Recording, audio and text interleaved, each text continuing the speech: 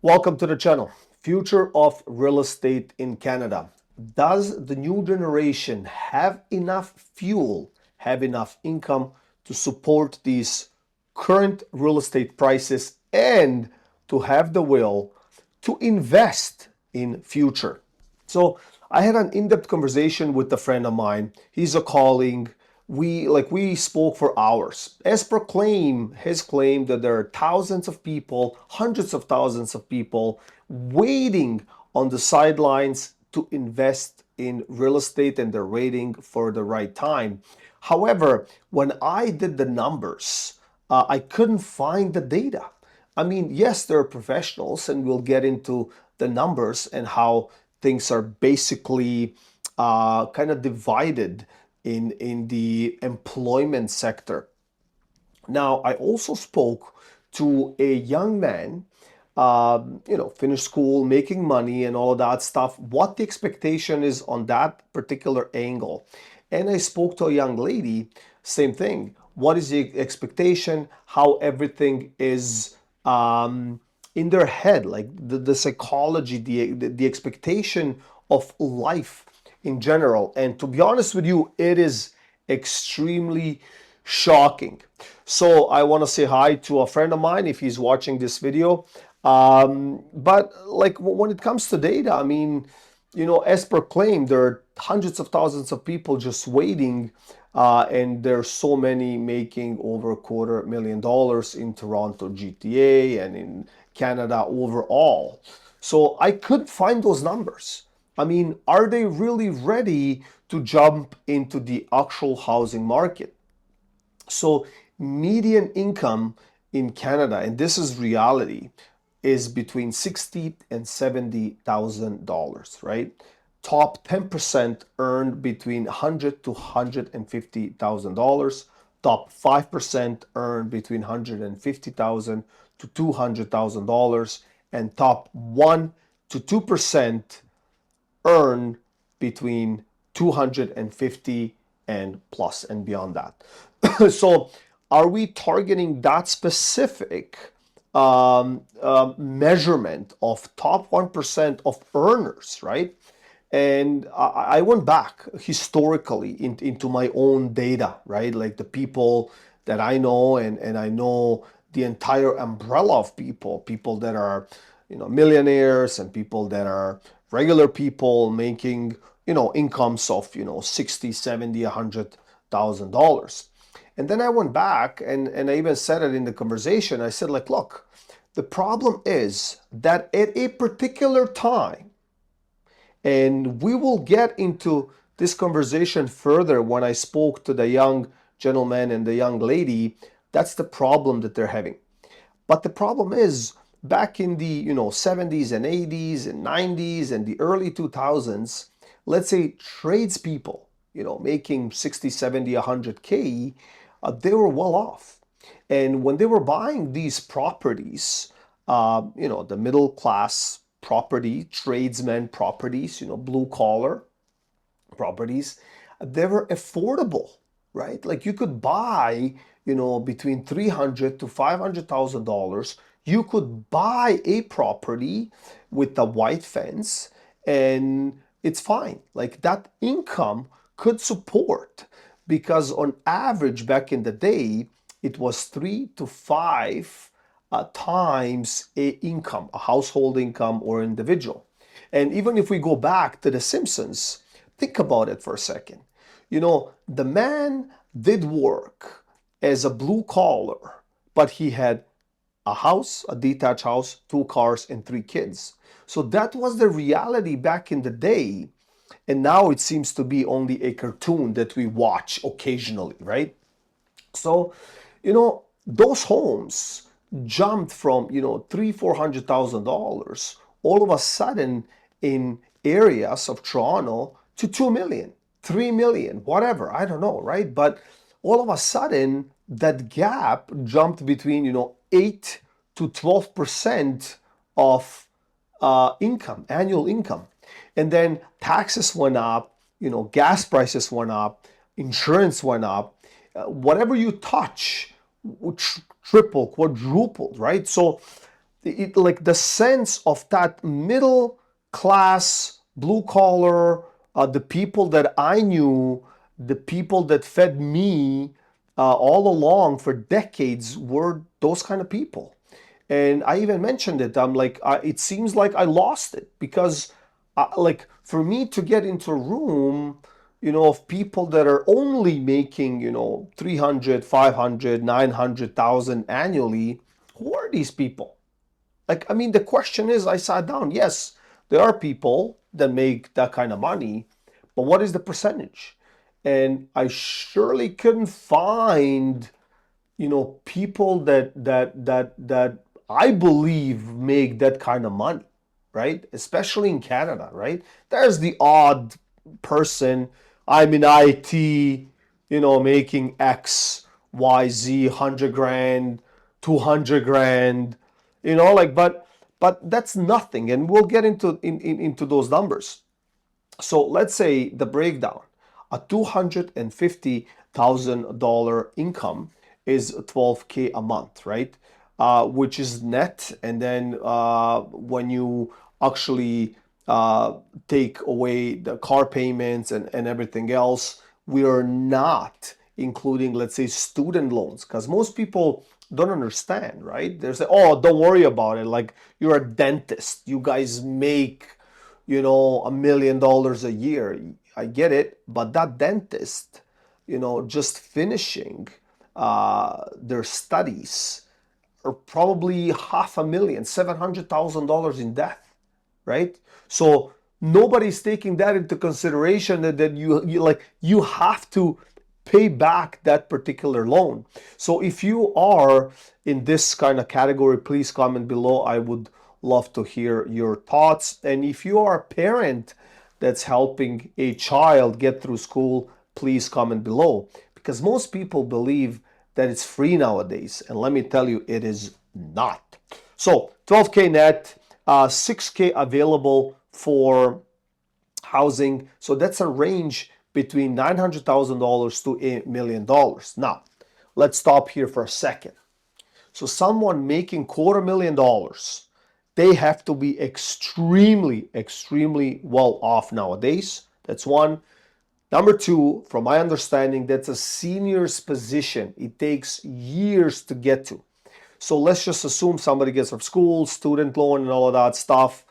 They have to pay it off. They have to get to a senior's position, and then they can actually, maybe earn this kind of money. Now, on top of all of this, this is not including 20% down. So 20% down on $1 million, it's $200,000. So how long is it going to take for a person that just finished school or is getting to a senior's position to save $200,000? So quick math: $2,000 a month, so that's $24,000 a year of savings net. If you times that by 10, so that's 10 years, $240,000. That's crazy, isn't that, right? So if you're really taking that into consideration, now I went a step further. I said, okay, so what about $500,000?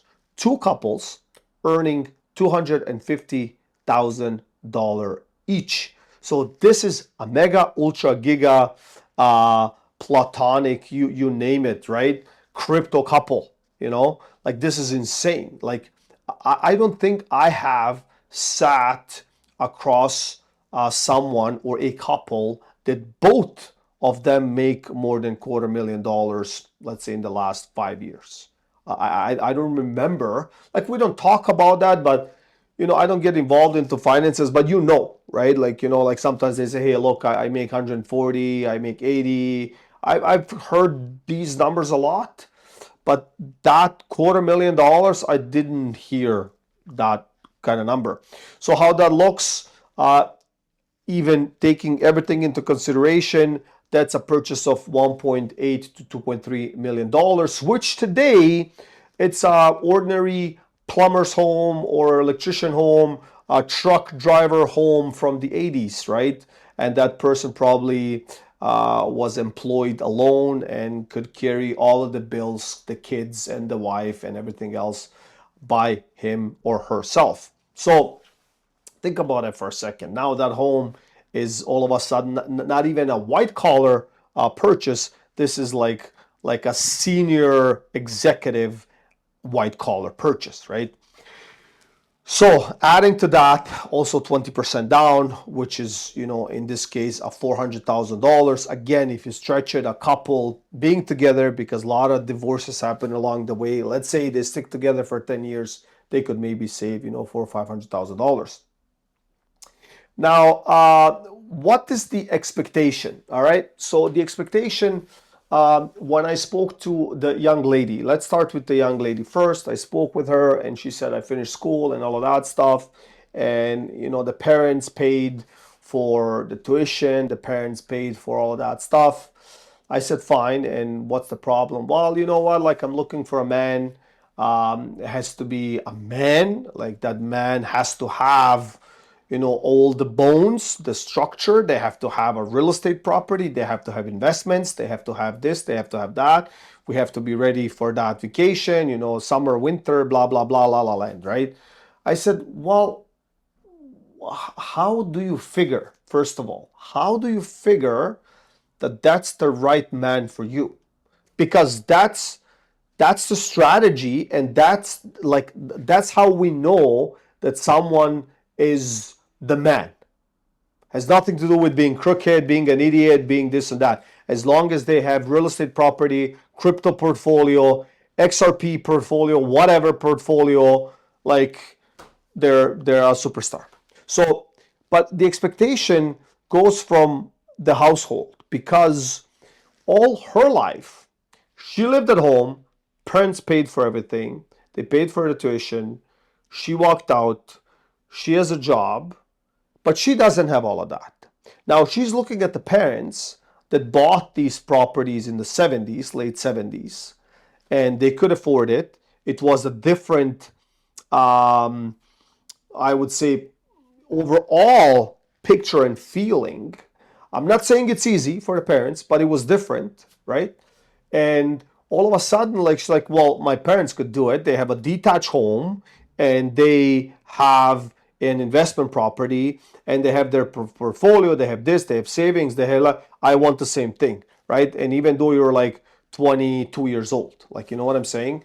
So the expectation doesn't start from the beginning, from zero, and the build up. The expectation starts already. This is what I want and this is where I want to start, right? So that was the number one thing. So then, going back to the young gentleman, same thing. Like, I think it was around 24, 25. A little bit of a different story, and the story was that, parents helped as much as they could, but, like, he had to work as a bartender, this and that, and so to show, right? Like, he had to show that, Rolex watch, whether it's fake or real, doesn't matter. But, like, I got to that level, and then the car had to be an SUV or a sedan or something like that. So I'm just looking at the overall picture. I'm like, okay, so, like, what's going on? But then I felt that that young man, like, was not, how am I gonna say, happy, and I said, why? Like, okay, so maybe you can afford a one bedroom, half a bedroom, or something like that. Like, why are you shooting for the stars? I'm not saying you shouldn't, but why are you putting yourself in the level that you cannot play in? Like, you had to borrow from your parents. Your parents have to borrow from their own equity. You have a little bit of an equity, but what's the point?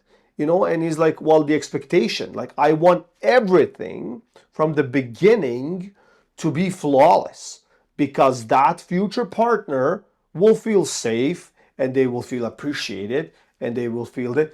And I'm like, what is going? Nobody spoke, either party, about love, about being sincere, about, having a sincere life. Like, it's fake. Everything is fake. like presents have to be measured by the dollar amount, not by creativity or by sensitivity.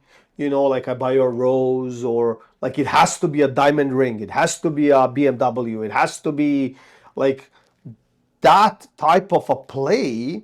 And all of that requires enormous amounts of debt, because it is impossible. If they speak to their parents did not start here. They started here. And then along the way, yes, I agree, generational wealth, if they had grandparents or their parents of the parents and stuff like that, was kind of pushed over and whatnot. But you know what I mean? So it seems like the entire game of cat and mouse is just how can we appear better than our parents? And it brings me to another sector of the couples choosing their partners only by their financial sensitivity and their financial growth and the debt ratio and all of that stuff. So having removed that, nor their parents from these young, people have experienced, like some of them have, some of them haven't, the real crash, right? They have not. Like they have seen only the upper hand, winning hand every single year for decades. And I think even their parents tell them, don't worry about it, just go in it, everything will be fine. Well, maybe their grandparents know that, listen, things hit the fan, and you know exactly what I'm talking about. And that can, show who the real couple is, and what happens when the finances really dry up and the debt keeps growing, and all of these, watches and cars and everything in between it's useless. I mean, it becomes almost a burden rather than something that people start to enjoy. And when I'm driving, let's say, and I'm looking at these expensive vehicles, I don't see anybody smiling or happy. Either they're on the phone, right, connected via Bluetooth or whatever, and they seem to be always talking to somebody. Nobody's listening to the music. Nobody's singing to the music anymore.